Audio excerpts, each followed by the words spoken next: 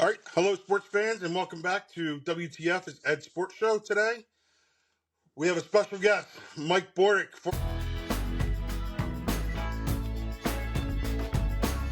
formerly of the Baltimore Orioles. I am stoked for this interview because I'm a lifelong Orioles fan to have you on here.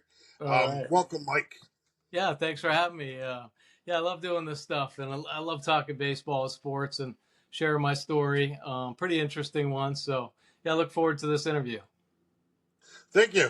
I wanted to dive right in. I shared with you yesterday that I'm a high school baseball coach Yeah. and stuff like that. What was your journey like? Because it's not like, oh, I came out of college or high school, I came out of college and I stepped right into the major leagues. There was a grind to it, right? Oh yeah, yeah. It was a fun grind. And unexpected, to be honest with you, really how everything kind of transpired. My dad was in the Air Force, and so we traveled all around. The longest we ever stayed in one place was about 3 years. So, it was hard enough just trying to kind of be a part of a team, making new friends and things like that. But sport was really a great outlet for me and an opportunity to kind of to make friends. And I always felt like I was, pretty athletic and so I played all three sports. I played basketball, football, and baseball, and that kind of got me integrated into making friends in whatever town we were in. And I was never a really big guy. When my dad retired, he decided to retire up in Maine because that's where my mom was from. Now, in Maine, who would have thought Maine was a hotbed for baseball, right? Yeah, exactly. So, but actually, in the early '80s, the University of Maine baseball team, before they revamped everything and restructured the regional format, Maine went to the College World Series 5 out of 6 years, and I got to participate in two of those World Series. So that was a great opportunity for me. Yeah, and I didn't even really, to be honest with you, expect to even be recruited to go to Maine. I was from a small town I went to the school called Hamden Academy. There was another really good baseball player a couple towns over, Ellsworth, Maine. His name was Dickie Scott, and everything. Oh no, I don't know if you know that name at all, but he was a not guy. off the top of my head. No. Okay, well, he was a guy that was supposed to go to Maine, but the New York Yankees drafted him, and he ended up going and playing with the Yankees. And the next year, I got recruited to go to the University of Maine. So I had an opportunity to go up there and learn from a great college coach. His name was John Winkin. I got to be around awesome baseball players that had a really great focus and singularity of purpose. Now, granted, you had to stay in school with your grades back then, but they were all committed to the game and trying to make their team better to get it back to the College World Series. So I learned so much from some great players. There was a number one pick off the team that I played for, Billy Swift, who pitched a long time in the big leagues. He was drafted number one, I think 1-1 by the Seattle Mariners. Ended up becoming an all-star with the Giants and just had a really strong baseball career. But there were a lot of guys from that Maine team that got drafted. And my junior year, we had just gotten back from Omaha, and I'd put together a very good year. I was hit like 360, 365 or something like that. Set a record for most hits in a season. Thought I played good defense, and I was able to kind of see myself, compare myself, I guess, with other players around the country because we played Michigan, who had Barry Larkin. We just played a lot of great teams. And I thought, man, I got an opportunity to get drafted. I mean, there's 100 rounds for crying out loud back then, and thought there might be an opportunity. And the draft came and went, and I wasn't part of it in that year. But I did get an opportunity, was invited down to Cape Cod, and this regional scout named J.P. Ricciardi, at the time he was a regional scout. He went on to become a general manager. And we'll probably touch base on this at the end of it, but he asked if I had any interest in signing, and long story short, I did. A few days later, I was playing professional baseball in Medford, Oregon. So with the Oakland A's. So it was. So you went from College World Series to signing a contract, and all of a sudden you're in pro ball. Like pretty much, I was in Cape Cod for 2 weeks, and then went to play pro ball. Yep. So how was that? How was that transition? It was like you're going from a metal bat, and you're doing this. You're college, you're chilling, and all of a sudden now this is my career. Yeah, it was awesome, to be honest with you. Now I struggled in Cape Cod. Like I said, I was only there for a couple weeks. My teammate was Craig Biggio, and he and I were hitting below the Mendoza That's a line. name. Yeah, we were hitting below the Mendoza line, and which nowadays is more common, but back then you just felt like a terrible player if you were, hitting 195.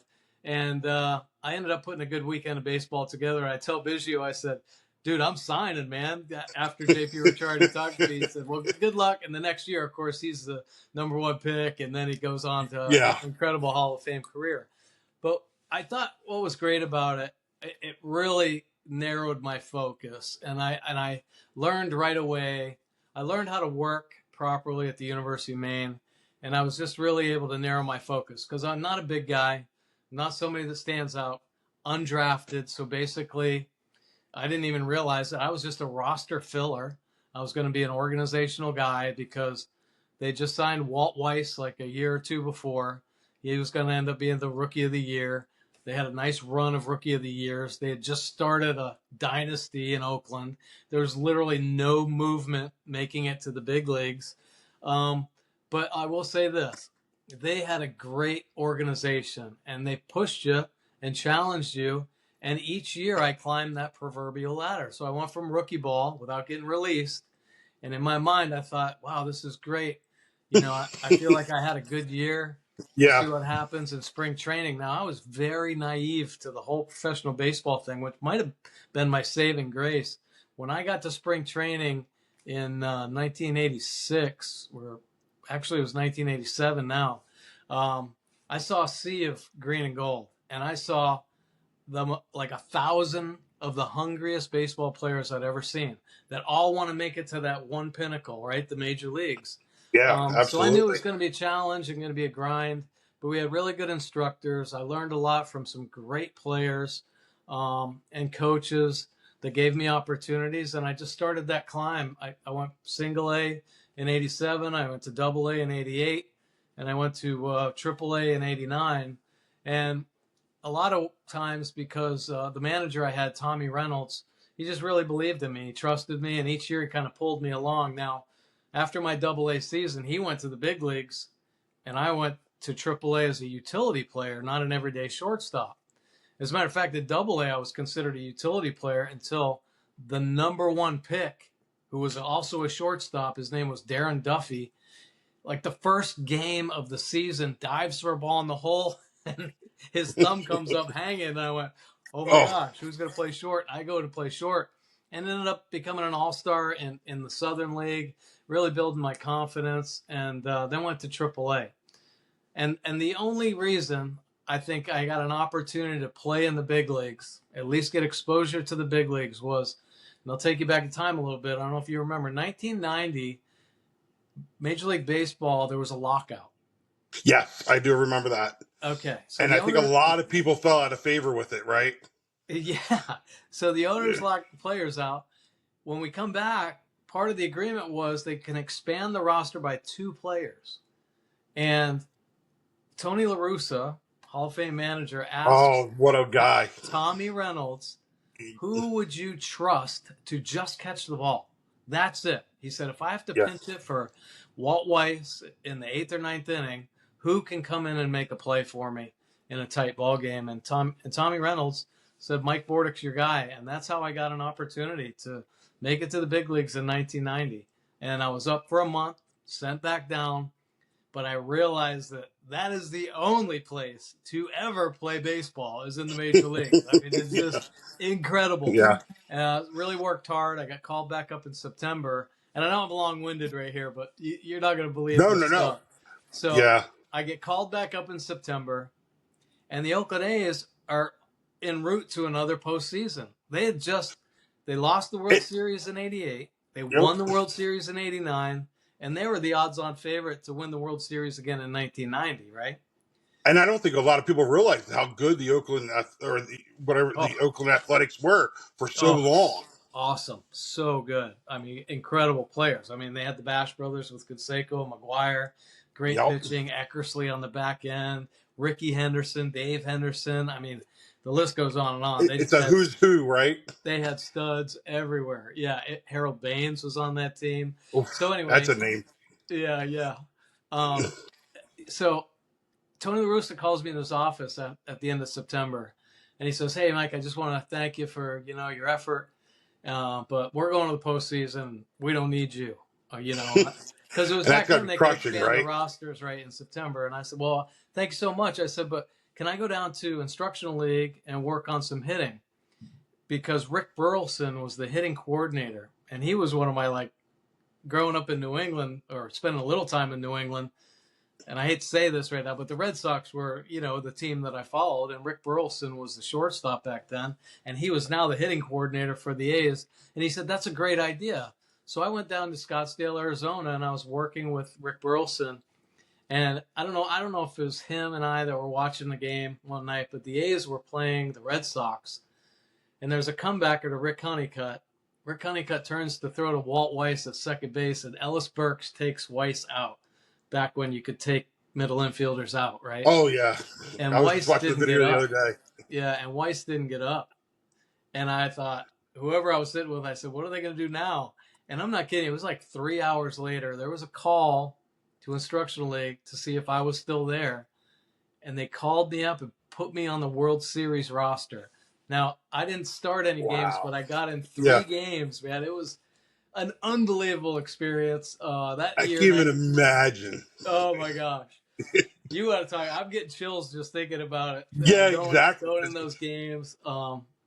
The first play I made, I got to throw Eric Davis out, and back then Eric Davis was like when he Yeah, stepped up to big the name. plate, I was like, "Oh my gosh, look at this guy!" And part of me saying, "Don't hit it to me, don't hit it to me." And sure enough, he hits me a ground ball, and I got to try to make a throw. So, but it all No, worked out. and as a young player, how starstruck are you sometimes when you were coming up, you were running into these names? Like you said, Ricky Henderson, David Eckersley, McGuire, uh, Jose Canseco. These are all the names I grew up with Yeah. in my generation. And how starstruck are you at that point? Well, incredibly starstruck.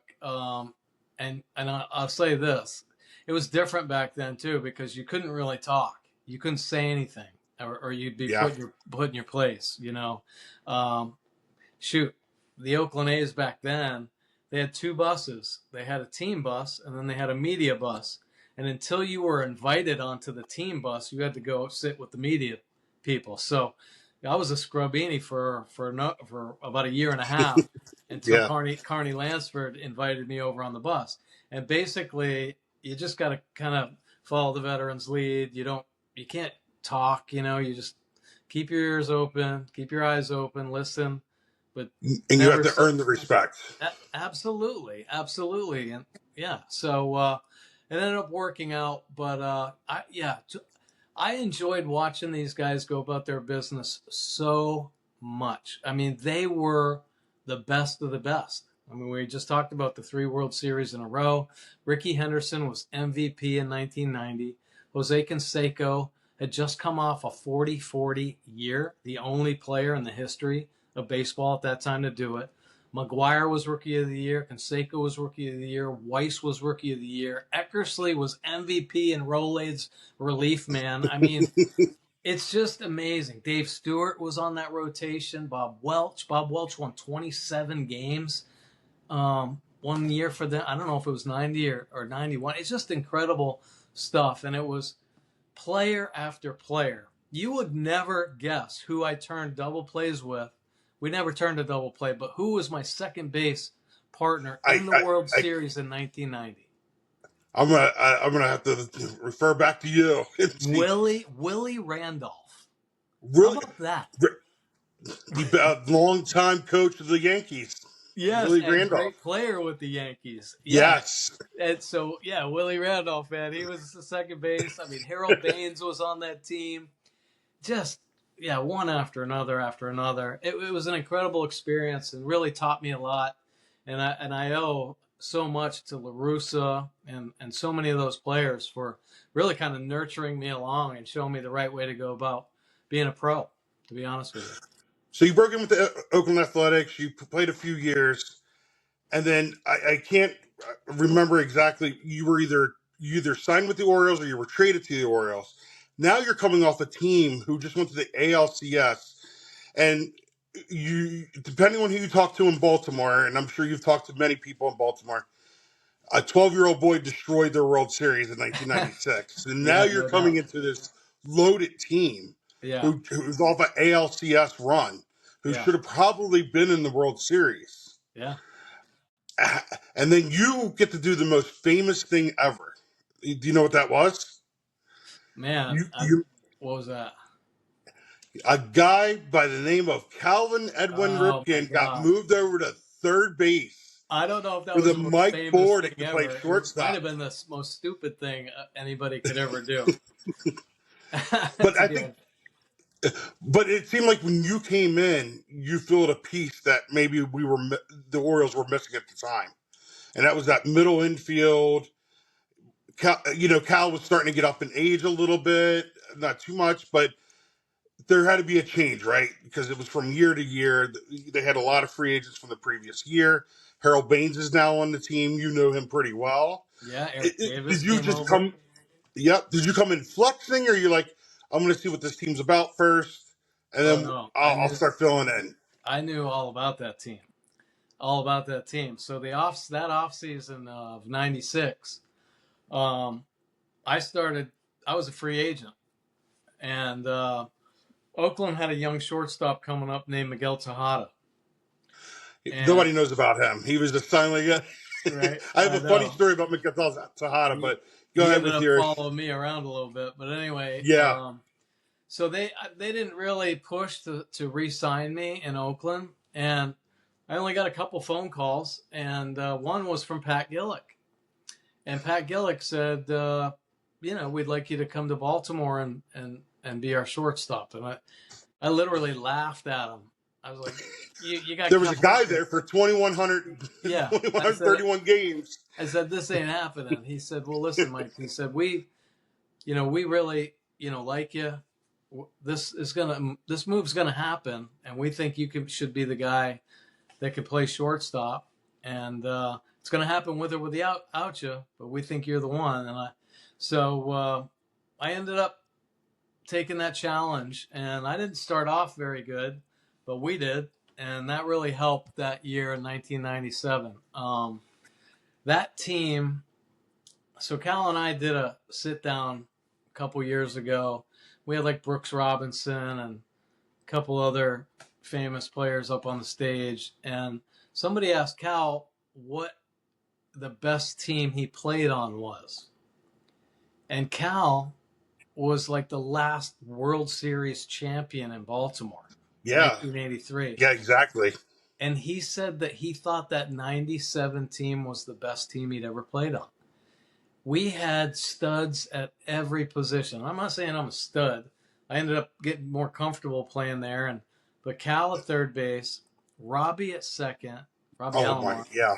Rafael Palmeiro at first, Brady Anderson in center, Eric Davis, B.J. Surhoff, Jimmy Key was on the bump, Mike Mussina, Scott Erickson, and Randy Myers flipped out about 48 straight saves. And then you It had was Chris Hoiles behind the plate. Chris Hoiles behind the plate and Lenny Webster. Yep. And yeah, we had a deep bench with Jeffrey Hammonds was Hmm. there. And we just played, man. I mean, Davy Wire to Johnson. wire. Yeah, Davy Johnson was our manager. And listen, he understood what kind of team he had. And he basically said, go get them, boys. And he didn't overmanage. He let the veterans play, and we played all the time. I mean, every guy wanted to play every day. Every guy knew how to work. And we were very professional about it. Yeah, I went wire to wire. And we had all the confidence in the world. And I'm going to share a story with you. Mike Hargrove, who ended up coming over and managing the Orioles. So one weekend we were sitting out there in the dugout at Camden Yards, and we started just reminiscing about that 97 playoff against the Indians. And Hargrove said, well, the only reason we beat you is because we had Armando's pitches. And I went, what are you talking about? He goes, well, Marquise Grissom hit a slider, and Tony Fernandez hit a slider. Both of those won games at Camden Yards.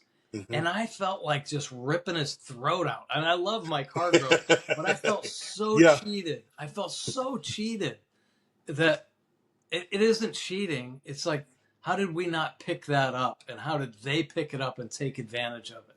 Because I know our team had the best guys at picking up and stealing signs. Robbie Alomar, Rafael Palmeiro, they Yep. could pick things up, what a pitcher was doing, faster than anybody. And sometimes I just couldn't even see what they were seeing. But that's a big reason why they hit so well. But yeah, somebody on their side picked up Armando, and boy, they hammered that slider when it came floating in. And that was a team that was built to go to the World Series and win it. And then, because I believe that year you also played the Seattle Mariners in the divisional round, Mm-hmm. and that was a stacked team in itself with Ken We Griffey, Randy yeah, Johnson, we and had to beat Jay Randy Buhner. twice. We had to beat Randy Johnson twice. Yeah, Jay Buhner. Yeah, they had studs, man.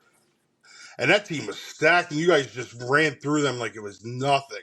I Yeah, think the series was 3-1 overall, or 4-0. yeah.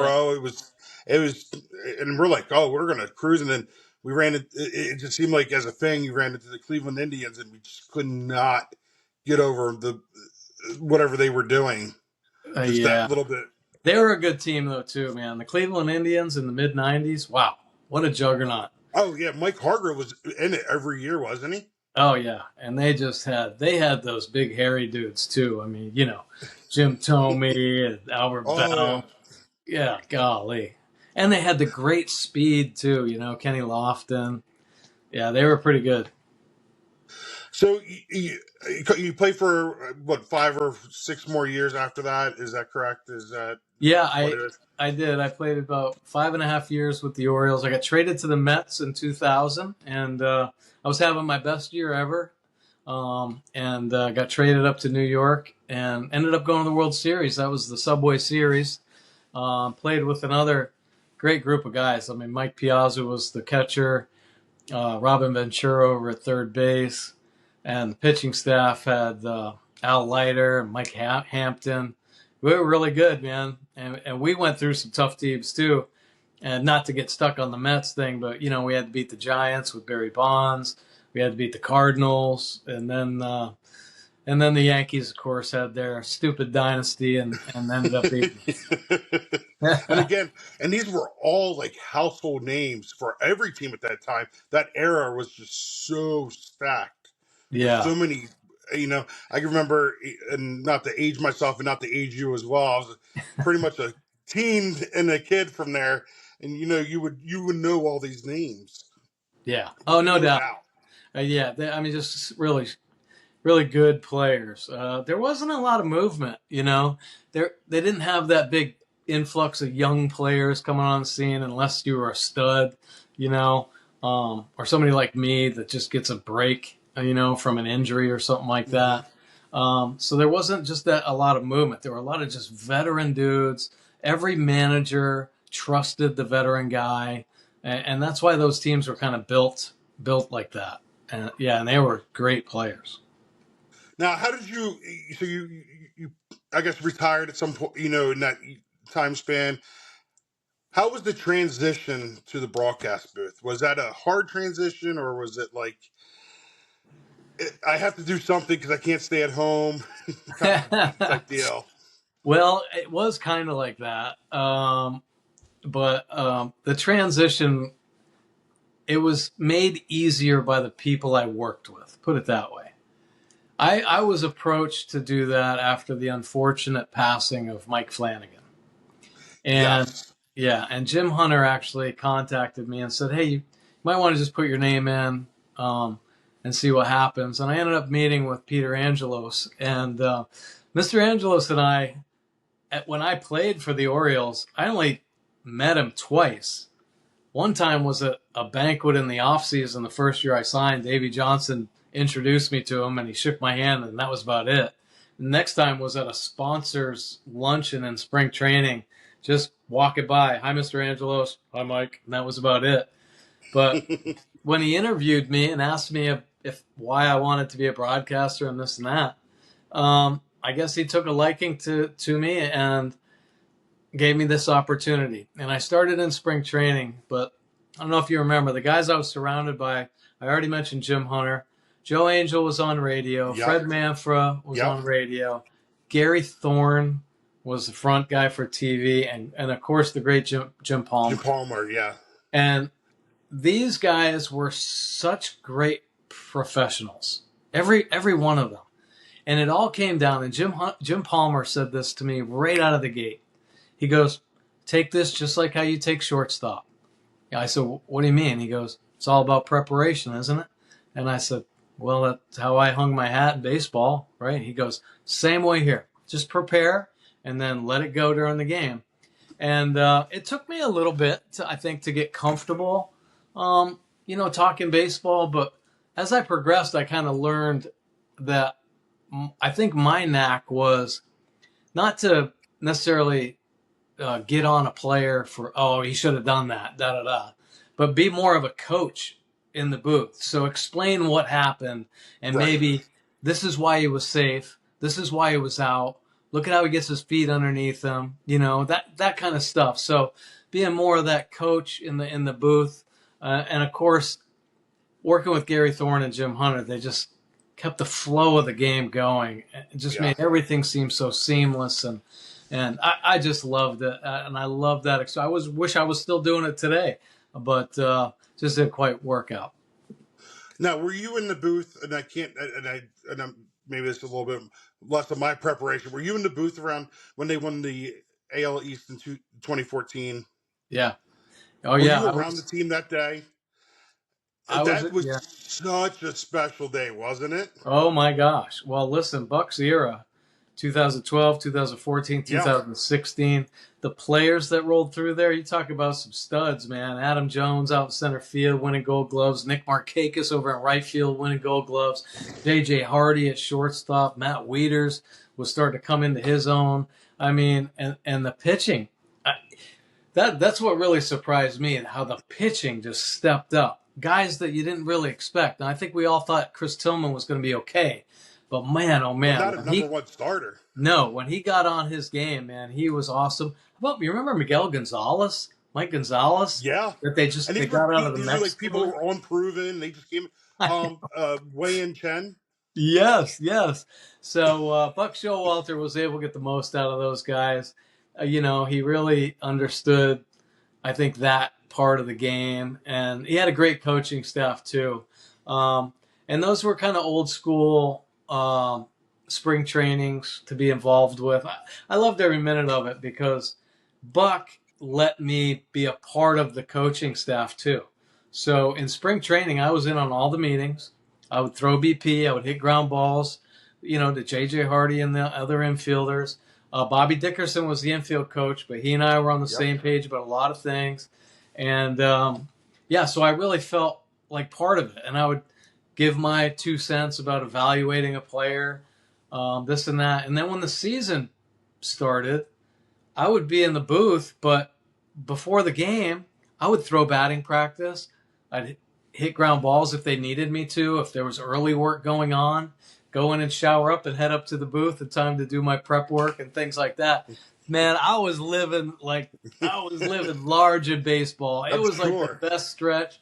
But I think Buck appreciated, the stuff that I was able to give to the team, and of course the being in the booth was incredible, and doing radio and TV. So I just love that era of Oriole baseball and love those players at that time as well.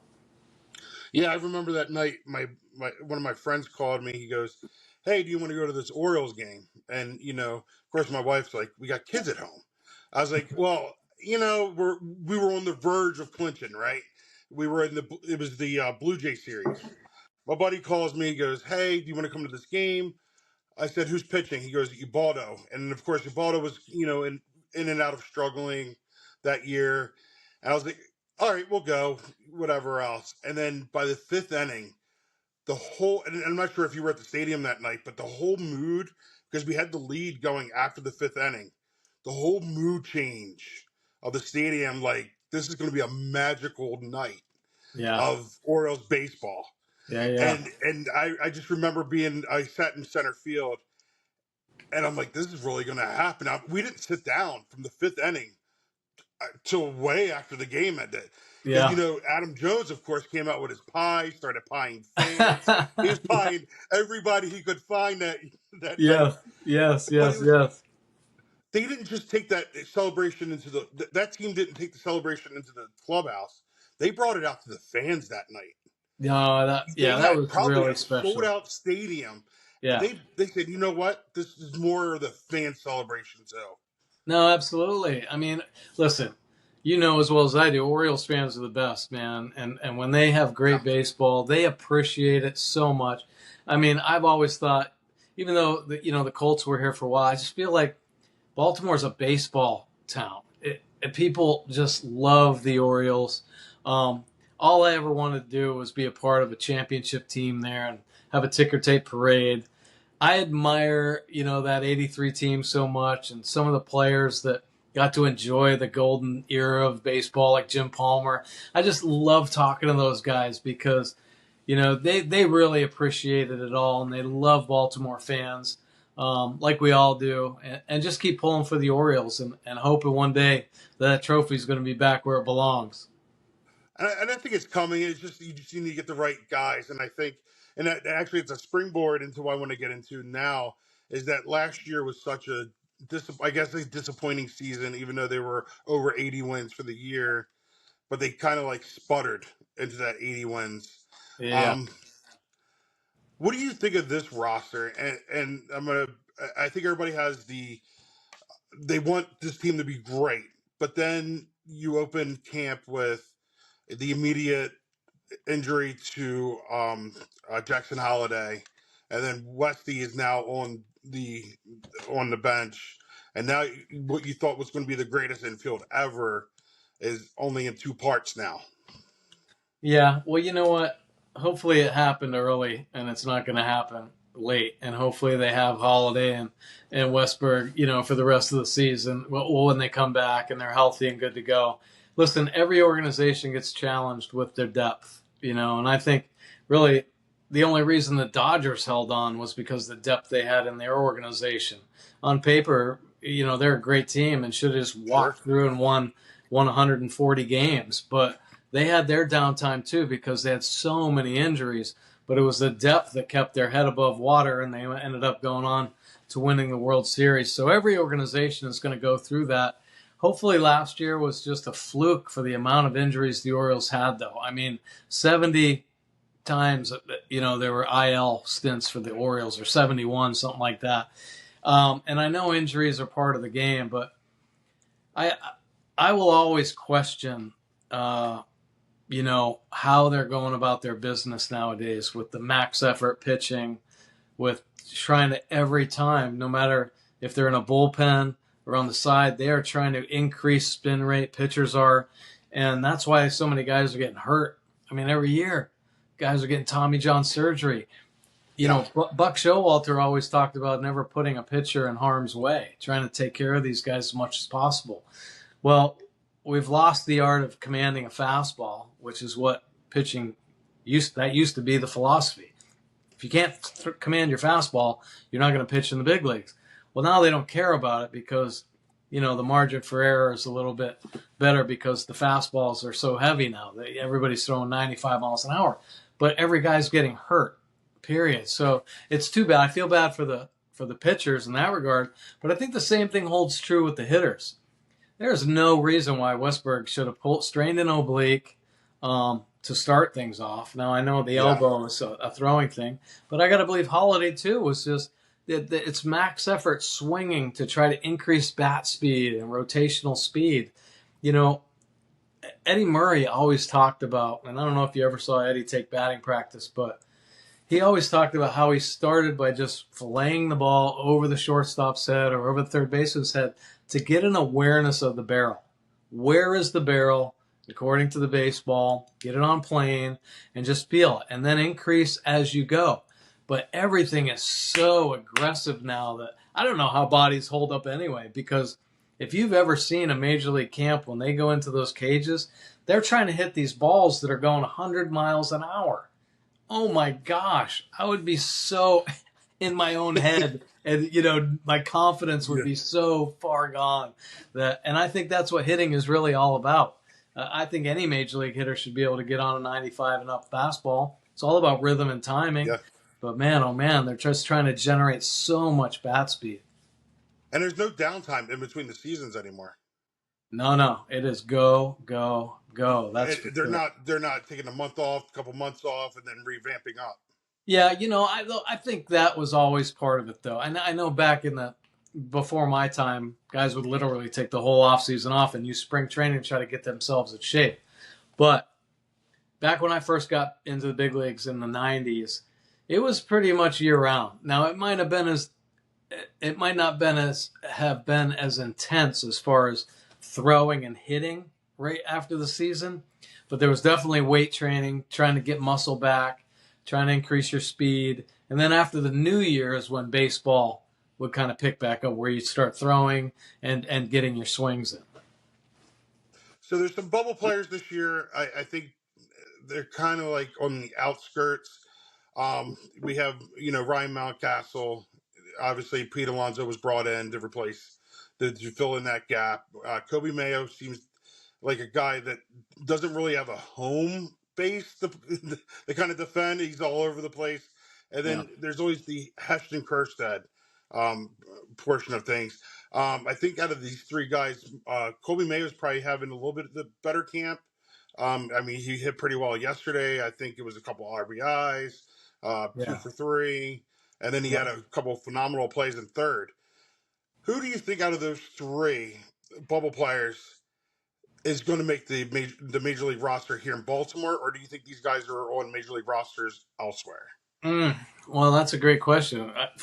I've been hearing that Mayo's already slotted in at third base, and for the opening day, and I don't know. My argument is that's going to be up to the manager because he hasn't seen Mayo play, and he has to be the judge of his athleticism, and ultimately, if he trusts him. I think that's Yeah, the biggest thing. If a manager does not trust the player, that's why Mayo didn't play third base the last couple of years in the big leagues, because correct. Brandon Yeah, Hyde he didn't trust him out there, and neither did Manzolino. Manzolino was the infield coach, and he wouldn't put him over at third base. You know what I'm saying? So yeah. they saw something, whether it had been lack of athleticism at third base, because that is not an easy position to play. Mayo has the strongest arm in baseball, I think. It's just a matter, can he master his timing with the ability to judge angles? Does he have enough, footwork to come in on balls and drop step on balls? But his arm is definitely strong enough. And I was a little surprised. Now, I know this is because out of necessity that he's got to be playing third base. And some of these extra utility guys are going to get more opportunities to play defense too, because of the World Baseball Classic coming up with some of the infielders and outfielders not going to be there. But so they kind of definitely have to prove themselves. Who's going to rise to the top? You mentioned Heston Kjerstad. Yeah. Man, oh man, that guy's going to have to just be a complete. He like there ain't no way he's going to be in the big leagues for me, for It's a many very reasons. crowded outfield, right? First of all, it's a very crowded outfield. There's definitely no room for him, and his lack of defensive knowledge. I just don't understand how they can let guys that don't know how to play defense come up to the big leagues. They got so exposed last year at the beginning of the year. Might have been the worst Oriole baseball I've seen in a number of years. Defensively, not knowing where to throw the ball, not knowing how to have accuracy with their throws, not understanding situations in the game, constantly seeing balls rolling through the infield, and even the base running. So that's a knock a little bit on player development, but it also, the player's got to take responsibility for himself. I mean, it was a mess for a couple months, and they did kind of right the ship a little bit in that regard and played a little bit better baseball. But man, Kjerstad and Mayo alike, they have to do a lot of proving to build trust, if you ask me. And ultimately, it may Yeah. come down to Elias making that type of decision, because I know baseball nowadays, too, and especially the Orioles, they just don't put as much stock in defense. If you can hit, you're in there, period. So, And then you you'll know, just get by with the fielding. exactly, and take their chances that way. So hopefully the Orioles have enough slug in them to, overcome maybe giving their opposition one or two more extra outs per ball game, which used to be no, you cannot give a big league team an extra out or they're going to take advantage of it. But they got some big Oh, bats. absolutely. Yeah, they got some big bats. I don't know how Mountcastle's going to fit in. To be honest with you, um, I just thought this whole offseason that those guys were going to be trade pieces, and they still potentially could be because, as we look at the Orioles pitching staff, even though it's okay, I don't feel great about it. I would like another big arm out there in the rotation. Or Yeah.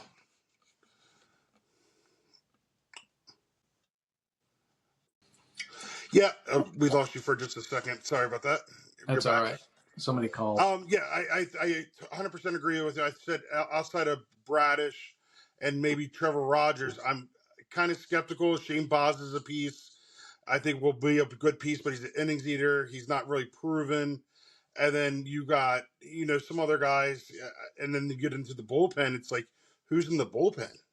Yeah. Who are these guys going to come in and save the day when you need to put a win away? Well, we talked earlier about the amount of injuries. So if you're telling me that any of these pitchers are going to have a full season, I just don't believe it's going to happen. I just think everybody No. gets hurt, right? So where's the depth? Who's going to be the next man up? Okay, Bradish is a stud. Bradish is a number one, but is he going to be able to, go out there and pitch all year? Is he going to make 30 starts after just coming off Tommy John surgery? I don't know. I thought you had to kind of manage a guy's innings, and be careful, after coming off Tommy John. I think he looked great the last 2 months of last season. Like we were all like, wow, this is incredible. And I hope he holds up, but there has to be an awareness of that because of what they went through last year with all the injuries, so many guys going down. And if they lose one or two pitchers again, man, oh man, they're going to be in trouble. Who's there? Yeah, Yeah, exactly. because Trevor Rogers still hasn't put a whole season together since Right? we got him. He was only in there for like what 3.5 months. Yeah. And he came back and was arguably the best pitcher in baseball. But what happened before that? Yeah, And so it was that like could, a disaster. yeah, so that potentially, we know it's there. Disaster potentially could be there. We hope it doesn't show up, but it could be. But health is going to be wealth, man. And if they can cut those injuries in half, to even like 35 injuries this year, that would be, even that sounds like a huge number, but man, oh man, it's like we just said, if one or two guys go down, and even the back end of the bullpen, right? I mean, Kittredge is an older arm. Some of these other arms are unproven, and listen, the bullpen especially, that really concerns me because you need to have optionable pieces you can move around so you can have that depth. If a guy's fatigued or whatever, he can go back down. So, structuring that's going to be really important, I think, throughout spring training. And hopefully it sets up right, but it's always going to come down to the depth. And do they have guys that they can call up to fill in until one of their bigger guys gets healthy? And we didn't even really mention Eflin. I mean, Eflin's coming Yeah, off surgery. We don't know what he's back going to be surgery, like. And Bassett's 37 years old. I mean, and he's really been just an innings eater kind of guy. He's not a really overpowering pitcher. right. I mean, I like Bassett. I really do. I think he's got a pretty good repertoire. I think he's going to help the pitching staff understand what they have to do to have success, especially in the American League East. But, you hope he can stay healthy. And he has been, and he's been pretty consistent that way. But you just don't know when you start getting up in age, right? Even if he misses a month or two. I mean, golly, who's going to step in and fill that void? Right, is that Cade Povich? Is that Brandon Young? Or who do you bring up? Yeah. Yeah, no doubt. So a lot of these guys are, that's what spring training is for. I mean, it's a big audition for a lot of guys to try to, get a spot, show that they belong.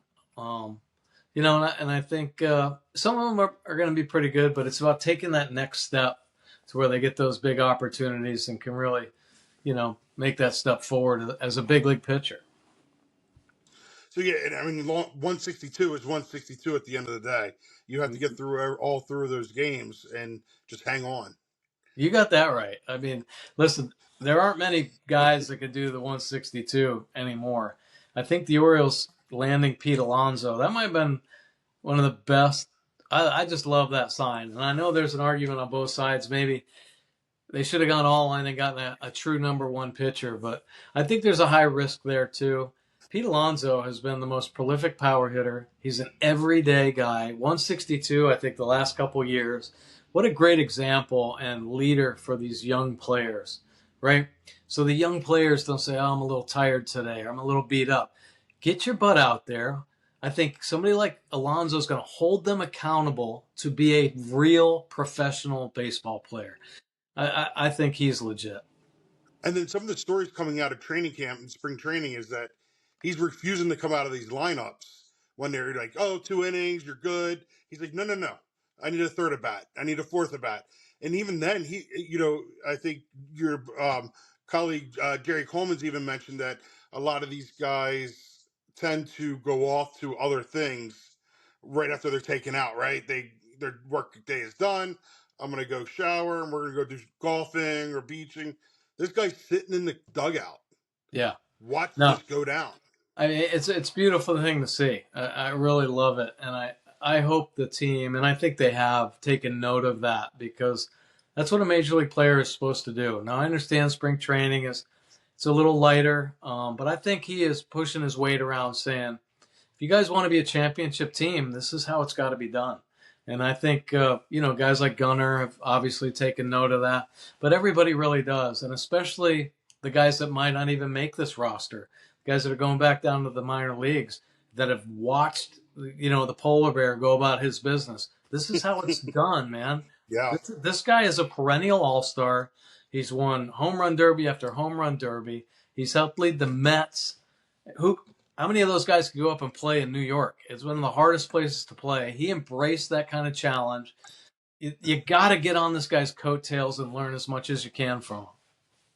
And I think the Orioles the last couple of years, and you can correct me if I'm wrong, have lacked a little bit of leadership because they got so many young guys who are breaking in, and everybody's trying to keep to themselves. They're trying to work on their skills, and nobody's really stepped up. And I think it bared its ugly head last year.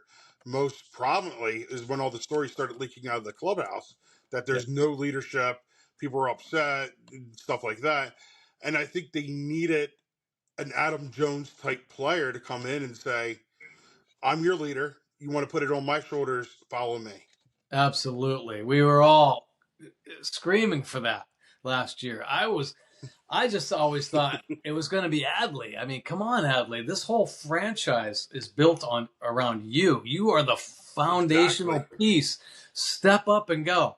It's just not in his makeup. He's just not that type of leader. He likes to lead by example and do things the right way on the field, which I admire.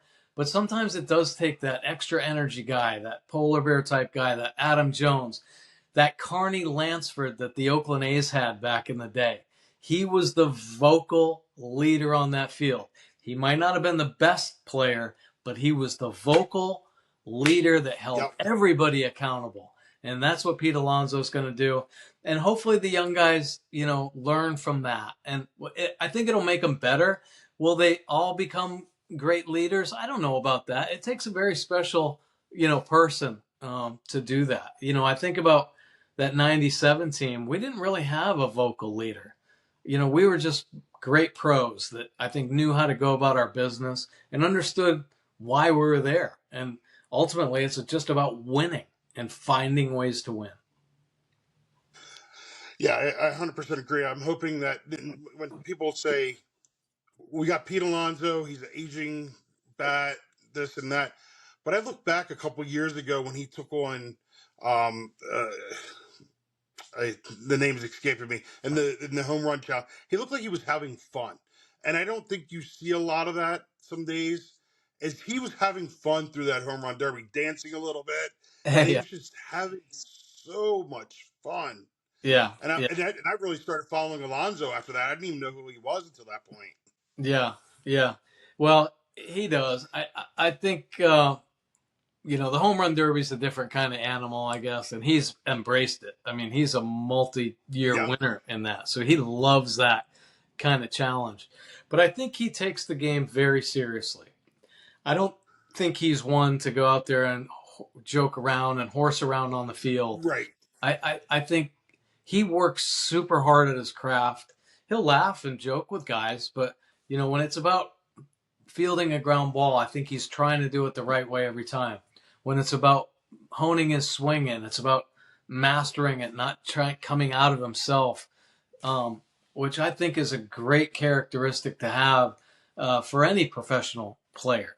And it's really the right way to do it. I always thought if guys are showing that flashy thing that you never see in a game, why even do that? Be a pro and Right. do it the right way every time to continually harden those neurons in your brain. This is the way to do it. There is no, lack kind of effort in there at all.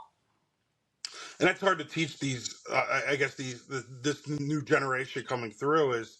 I mean, having with my son with playing lacrosse is having that you gotta earn everything you get, and I think that's the hardest lesson you can teach is because it's not going to be given to you. Yeah. Oh, no doubt about that. And lacrosse in Maryland is a good sport to actually learn that because there's somebody right behind you pushing you too that's going to be taking that Exactly. spot on your team. So, yeah, I mean that's the way sports are. You can never get complacent at all, and I think especially at the major league level, especially at the turnover at the major league level, and that's why I worry about these injuries sometimes because that's the break I got. Walt Weiss got hurt a couple times. I got a break to get into the big leagues. There's a lot of good young talent that's hungry to get up here and play in the big leagues, man. So these guys got to figure out ways to take care of themselves, or somebody else is going to take their job. So I want to move. So as we're starting to wind down, I take my guests through a quiz, and Oh gosh. believe me, it's not the hardest quiz ever. It's just quick little facts about the Orioles. If you're willing to give it a shot. I'll give it a shot. Heck yeah. All right, my first question is, and this is some people don't. Uh, a lot of people don't know this, but a lot of people do know this. Who were the original Orioles? Is it the Grays? The, is it Yeah, they were the Grays, and then they became a minor league team, okay? and they were a minor league team up to 1954. Do you Is it know the where New the? York Yankees? Yes, that's the next question. Is a lot of people go, well, who are the New York Yankees? Well, they were the Baltimore Orioles. Yeah, They were built off the Baltimore Orioles. yeah, So yeah, yeah. that's just a quiz question I like to throw at people because they're like, "You're lying." I said, "No, I'm not. I know. Promise I you." don't know why I knew that, but I don't know. So the next question is going to be: how many World Series titles have the Orioles won in their lifetime, in their Oh my gosh. existence? I don't know. 5? Three. Fuck. Maybe they've been to 5 World Series. Is that what I'm thinking? Yes, because they got beat by the Mets and the And Pirates. Pirates. Yeah. Yeah, Yes. that's what I was thinking. Sorry. That Yeah. sucks. I'm getting exposed right now. So here's a question for you, right up your alley, Oh and gosh. it's actually you were part of this team. How many wins did the 1997 Orioles have that year?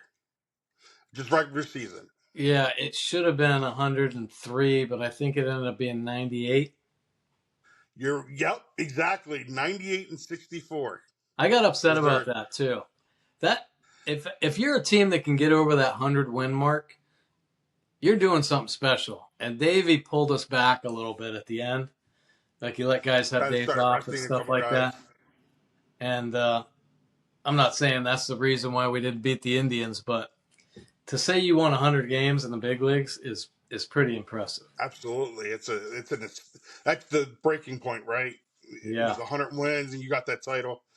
Yeah. Um so as we start to wind down more, do you have any plugs, charities, programs that you want to throw out Oh, there and oh my gosh. Thank you so much for asking. So I'm part of an incredible nonprofit that was started right up the street from you in Catonsville, Maryland, called the League of Dreams. Um, a guy named Frank Kalarick, who played in the Oakland A's organization, started it about 25 years ago. And he came from the Special Olympics, so he had great knowledge of working with kids with special needs and stuff. And it started with just giving kids opportunities to play baseball and softball. And we have really expanded into other sports. And we've also expanded into swim safety and STEM, science, technology, engineering, and math, kind of riding on the coattails of the Ripken Senior Foundation. They've put STEM centers up all over our country. And we have put 2 up, one in Annapolis and one up in Catonsville in an elementary school. So we're proud about that. We're always looking for help to continue our programming. The nonprofit world is kind of tough, but we've been able to get some grants and stuff. So you got to check it out at leagueofdreams.org. And of course, I'm part of a great podcast, the Be More Baseball podcast with Jerry Coleman, the legendary Jerry Coleman. I'm also on 105.7 The Fan, doing Baltimore baseball tonight with Bob Haney, the great Bob Haney. Ryan Ripken's going to be on that show as well, and Steve Molesky. So that's a great group of guys to be a part of. And back to the League of Dreams, I'm going to be starting a podcast hopefully when I get back in March through the League of Dreams. I'm going to be calling it, I think we're going to call it Rocks to Pearls.